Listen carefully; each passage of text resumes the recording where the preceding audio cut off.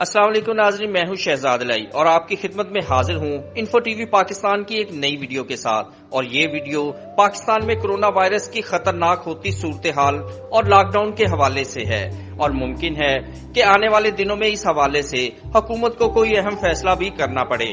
یہ جاننے سے پہلے ہمارا چینل سبسکرائب کریں اور بیل آئیکن دبانا بھی نہ بھولیے گا۔ جی ناظرین، ماہ رمضان کے تیسرے عشرے میں حکومت کی جانب سے لاک ڈاؤن میں نرمی کی گئی اور لوگوں نے خوب جم کر احتیاطی تدابیر کو نظر انداز بھی کیا۔ اس کا نتیجہ یہ نکلا کہ ملک بھر میں کورونا کے مریضوں کی بڑی تعداد سامنے آ گئی۔ کراچی، لاہور، گجرانوالہ اور فیصل آباد میں بھی کورونا وائرس کے مریض بڑی تعداد میں سامنے آئے۔ حکومتی اعداد و شمار کے مطابق جہاں ملک میں کورونا مریضوں کی تعداد 60,000 تک پہنچنے والی ہے، وہیں ہلاکتوں کی تعداد بھی 1-2 دن میں 1,500 کے قریب ہو جائے گی، جو کہ خطرے کی گھنٹی ہے۔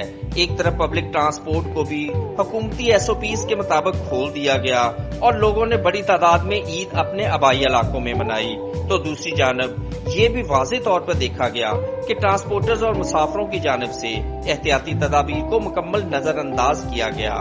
حکومتی ذرائع کہتے ہیں کہ ان پر شادی ہالز اور ریسٹورنٹس کھولنے کے لیے بھی دباؤ ہے، کیونکہ قواعد و ضوابط سب کے لیے ایک ہیں تو پھر فائدہ بھی سب کو ایک جیسا ہی ملنا چاہیے۔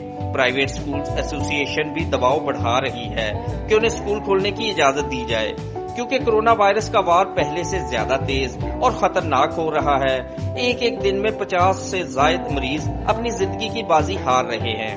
وزیر اعظم عمران خان نے شروع دن سے ہی لاک ڈاؤن کی مخالفت کی اور کسی نہ کسی طریقے سے ہر طبقے کے لیے لاک ڈاؤن میں نرمی کے لیے اقدامات اٹھانے پر زور دیا، اور اس کا عملی مظاہرہ دیکھنے میں بھی آیا۔ لیکن کورونا وائرس کی موجودہ صورتحال نے شاید حکومت کو یہ سوچنے پر مجبور کر دیا ہے، اور اس حوالے سے کوئی اہم فیصلہ آج کل میں سامنے آ جائے گا۔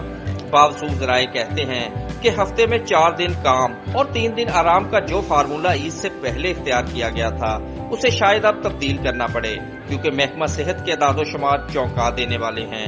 ڈاکٹرز چیخ کر کہہ رہے ہیں کہ لاک ڈاؤن برقرار رکھا جائے، کیونکہ لاک ڈاؤن میں نرمی کا معاملہ کورونا وائرس کی صورتحال کو مزید بگاڑ دے گا، اور ایسا ہوتا نظر بھی آ رہا ہے۔ جی ناظرین، کورونا واقعی خطرناک وبا ہے، اس سے ڈریے مت، بلکہ حکومتی اور محکمہ صحت کی ہدایات پر عمل درآمد کریں، اپنا اور اپنے گھر والوں کا خاص خیال رکھیں۔